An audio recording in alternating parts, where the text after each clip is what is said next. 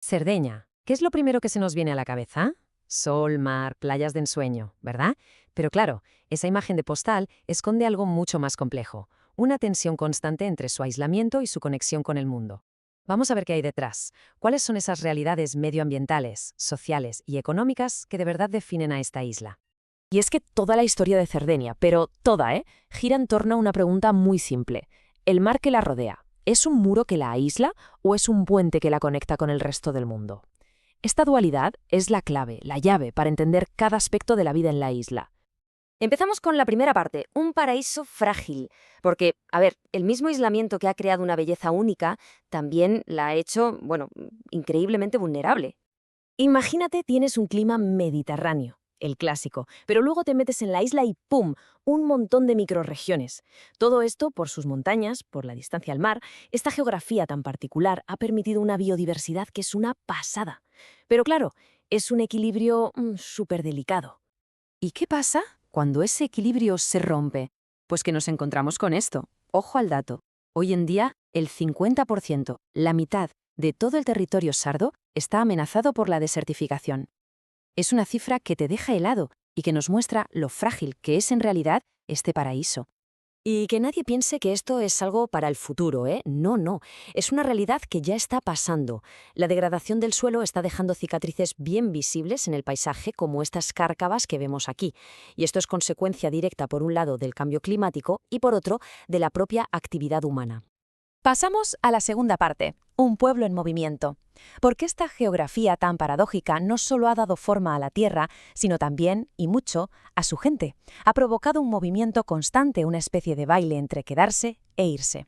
Es que durante más de un siglo, ese muro del mar generó un aislamiento tan grande que empujó a la gente a buscarse la vida afuera, a construir sus propios puentes. Y fijaos en las cifras del éxodo de la posguerra, unos 400.000 sardos. Es que es una barbaridad de gente en apenas 16 años. Pero ojo, que la migración no fue solo hacia afuera. Dentro de la propia isla pasó algo increíble. Hubo un cambio brutal. La gente empezó a abandonar el interior, esos pueblos aislados como de Sulo, para irse a la costa, que de repente estaba conectada al mundo gracias al turismo. Pueblos como Arzachena. La historia de dos caras. Mientras uno crecía sin parar, el otro, bueno, se iba vaciando. Y si miramos los datos a gran escala, la historia se repite. Centrémonos un momento en la columna de saldo migratorio. ¿Lo vemos? Las provincias de la costa, como Olbia, Tempio, crecen, y mucho gracias a la gente que llega. Mientras tanto, las del interior, como Nuoro, pues justo lo contrario, pierden población. Al final, el resultado de todo esto es que la población se ha reorganizado por completo. Es como si Cerdeña se estuviera vaciando por dentro y llenando por los bordes. Se ha creado una especie de anillo demográfico, un donut, si queremos, alrededor de la costa. Y esto nos lleva directamente a la tercera parte, una economía de dos mitades. Porque claro, este movimiento de gente no es casualidad, refleja que en la isla hay una división económica muy, muy profunda, la de la costa frente a la del interior. Y es que es así de claro. Por un lado tenemos la economía costera, conectada con el mundo, basada en el turismo, el sol y playa, vamos. Y por otro lado, la economía del interior, que lucha con el declive de lo de siempre, la minería, la agricultura. Básicamente es la geografía del puente contra la del muro, pero llevada a la economía. La idea de industrializar el interior era buena, ¿no? Se suponía que iba a ser un puente hacia la prosperidad para todos. Pero la realidad es que muchos de estos polígonos industriales, como este de Otana, son hoy un símbolo de enormes desafíos económicos y medioambientales. Pero es que incluso el turismo, que es el gran motor económico de la costa, tiene sus propias contradicciones, sus paradojas. A ver, el 90% de las plazas hoteleras están en la costa. El 90%. El 80% de los turistas llegan en verano, lo que crea una economía superestacional y dependiente. Y además, depende mucho del turismo italiano, cuando el internacional suele gastar más. Todo esto crea un modelo muy concentrado que apenas beneficia al resto de la isla. Estos mapas lo dejan clarísimo. La concentración es brutal.